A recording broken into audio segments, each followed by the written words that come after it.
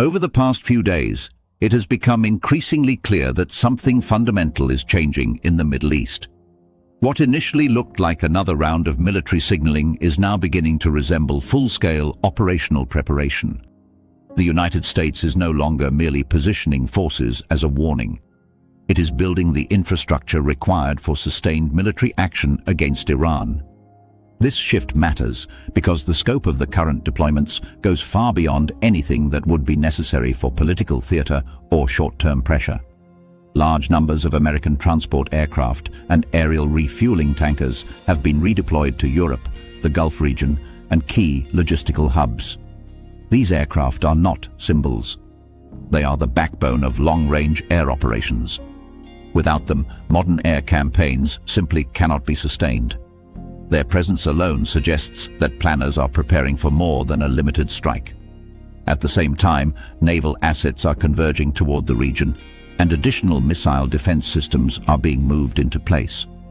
Patriot and THAAD batteries are appearing at locations that would only make sense if military planners expect retaliation, not just posturing.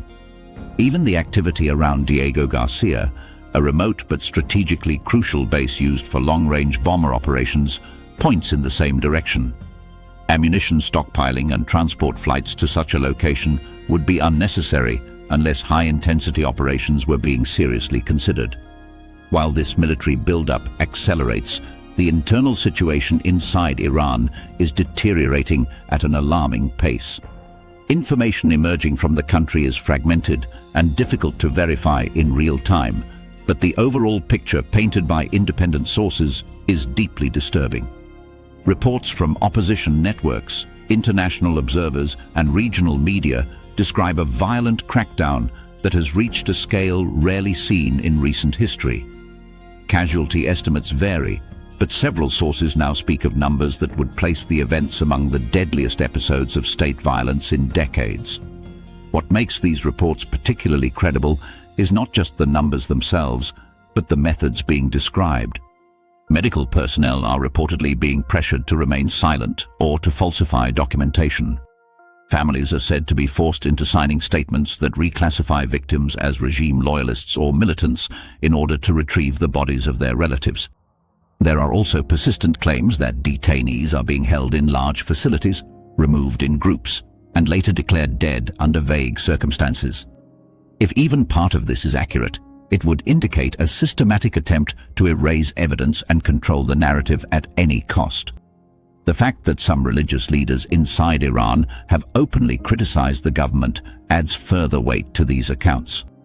In a system where dissent is normally crushed immediately, such statements suggest that the leadership is facing pressure not only from the streets, but also from within influential social structures.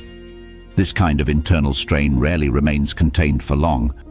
There are also growing signs that the regime's security forces may not be as unified as they once were. While isolated incidents of defiance or desertion are common during unrest, recent references in state-linked media to abandoned positions and disciplinary actions hint at a wider problem.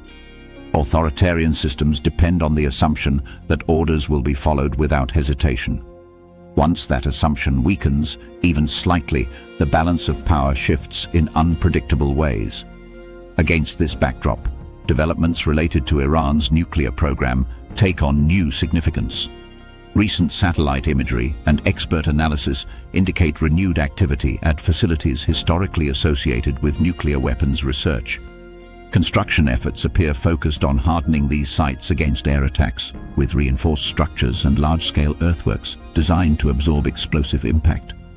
These measures suggest that Iranian planners believe a strike is increasingly likely and are attempting to preserve critical capabilities. From a strategic perspective, this creates a dangerous dynamic. The more fortified these facilities become, the stronger the incentive grows to strike sooner rather than later. Delay, in this context, works in Iran's favor, not against it. This reality is well understood by military planners and likely contributes to the sense of urgency visible in current US deployments. Taken together, these factors make it increasingly difficult to imagine a scenario in which military action is avoided altogether. Diplomatic alternatives would require sweeping concessions from Tehran, including abandoning its nuclear ambitions, limiting missile development and curtailing regional influence. There is no credible indication that the current leadership is prepared to accept such terms, especially under domestic pressure that already threatens its survival. At the same time, the sheer scale of the US military posture creates its own momentum.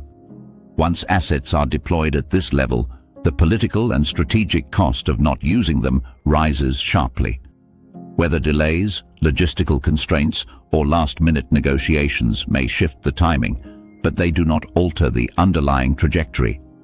It is also important to understand that if military action begins, it is unlikely to be confined to a single night of airstrikes.